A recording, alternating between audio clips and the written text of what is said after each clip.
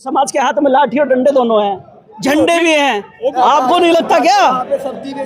मैं आपसे पूछ रहा हूं, आपको नहीं लगता? जवाब तो दो।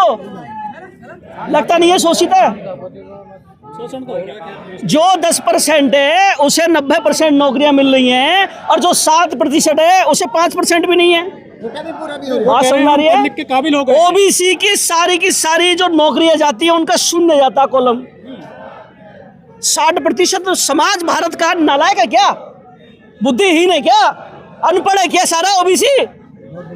उन्हें नौकरी में अरे 100 नौकरी निकल ली, उनकी एक नौकरी नहीं होती, जीरो जाता है। एनएफएस हो जाता है। क्यों होता है? वही तो पूछ रहा हूं मैं। Not found suitable. अच्छा, यहाँ करा लो खड़े खड़े एग्जाम। मैं जंतर मंतर पे खड़ा हूँ, यहाँ पे खड़े खड़े एग्जाम करा लो। यहाँ से 100 लोगों को पास करा कर दिखा दूंगा तुम्हें। नॉट फाउंड सुटेबल, ये सब मनगढ़ंत कहानियां हैं। भी नहीं है। अरे द्रोणाचार्य का बाप जिंदा है अभी। सिस्टम में तो वही बैठे हैं। देखिए, ये सिस्टम जब राजशाही थी तो उतना मजबूत नहीं था, लेकिन लोकतंत्र में सबसे ज्यादा मजबूत ये हुआ है क्योंकि आईएएस, आईपीएस, आईआरएस जितने भी और प्रधानमंत्री के जो पीएम ऑफिस है उसमें 99% भरा उठने लगे कि इंटरव्यू खत्म होना चाहिए। बिल्कुल होना चाहिए, बिल्कुल। वही तो हमारे बच्चों का अंगूठा काटा जा रहा है, वही तो सारा खेल किया जा रहा है। समझ रहे हैं आप? तो कोट पैंट में आ गए हैं द्रोणाचार्य। हाँ, बिल्कुल। आज द्रोणाचार्य जंगल में नहीं रहता, एयर कंडीशनर रूम में रहता, कोट पैंट में रहता, सेंट लगा के। समझ रहे हैं आप? लेकिन प्राइवेट कॉलेज हो गए, प्राइवेट यूनिवर्सिटी हो गई, कहाँ तक लड़ पाओगे? प्राइवेट यूनिवर्सिटी, प्राइवेट कॉलेज इसीलिए तो लाए गए ताकि ओबीसी और एससी को रोका जा सके, मन मर्जी चलाई जा सके। और जैसे ही ये थोड़ा सा अपनी आंख दिखाए या हमें डराने की कोशिश करे तो उन्हें धमकी दे। जैसे गाजियाबाद में हुआ था एक लॉ कॉलेज में, ओए सुन साले, जिंदगी खराब कर दूंगा अगर तुम्हारा दिमाग खराब कर दूंगा। आप गाली दे रहे हैं? मैं नहीं दे रहा, उस कॉलेज के मालिक ने गाली दी थी लड़के को, स्टूडेंट को। उस स्टूडेंट को गाली दी थी कि तेरी जिंदगी खराब कर दूंगा चमार के। राहुल गांधी ने बयान दिया है कि प्राइवेट अस्पतालों में एससी के डॉक्टर नहीं मिलते। सही बात है। सरकारी में भी नजर नहीं आ रहे, सरकारी में भी नहीं है।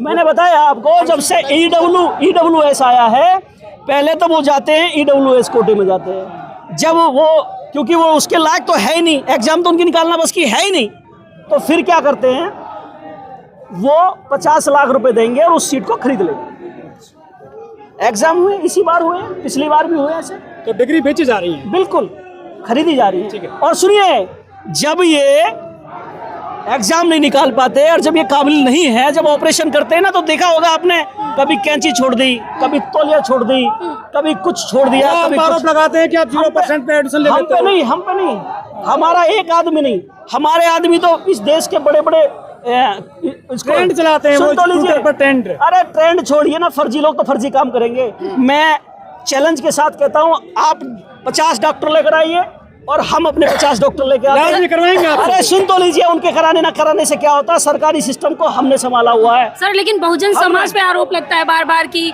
कोटा से आए हैं, आरक्षण से आए हैं, तो यही होगा, ऑपरेशन ढंग से नहीं कर पाते। जब नालायक व्यक्ति अपने कार्य क्षमता में, अपनी कुशलता में नहीं जीतता है तो लायक व्यक्ति पे इल्जाम लगाता है। ये बहुत पुरानी परंपराएं हैं। किसी को बदनाम करना है तो उस पर इल्जाम लगा दो, भाई इतनी सी बात है, और कुछ नहीं है।